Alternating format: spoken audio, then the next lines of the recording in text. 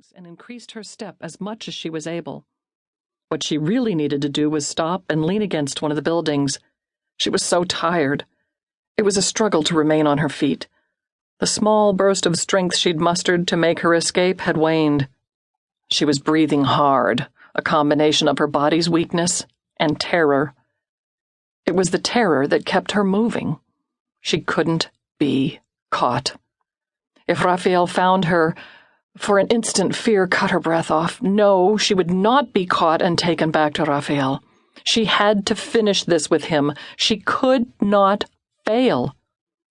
She didn't know how long she'd walked, dragging her feet, when the tall buildings gave way to smaller structures spaced wider apart. Traffic, both pedestrian and vehicular, was thin here. One of the small buildings looked to be a factory of some kind. Whatever it was, the place looked deserted for the weekend.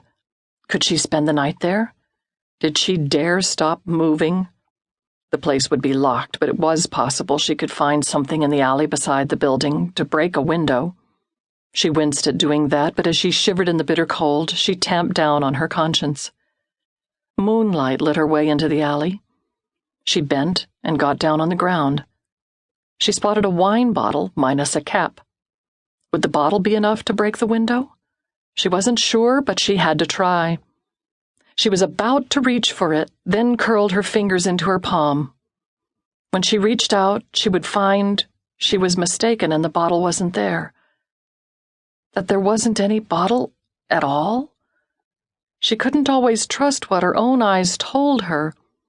She closed them briefly, afraid this would be one of those times, but no. When she forced herself to reach out, her fingers closed around the neck of a bottle. Her pulse sped up. Allison left the alley. It was a weekend. No one would be back to work in that building before Monday. Still, she hesitated. She couldn't afford to make a wrong move. If she came upon someone, police would be called. Then Raphael. Fear had the back of her neck prickling. No lights were on inside the building. The building did look closed up tight. She could barely keep herself upright now in her exhaustion. Her body swayed toward it, but she didn't take a step. She remained where she was. She faced her reality. As much as she needed somewhere to sleep and to hide for the night, even if the door was wide open, she couldn't go into that dark place. She closed her eyes at her weakness, fighting back tears. She was now shaking and huddling into herself in a little futile attempt to get warm.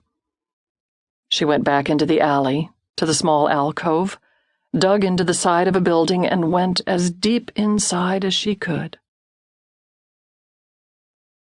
Zach Corrigan was sleeping when the monitor beeped, signaling the secure perimeter around his place had been breached.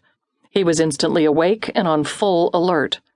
He rolled onto his side and punched buttons on the small panel in the wall, bringing up a view of the outside. He owned a large stretch of isolated land in Blake County, New York.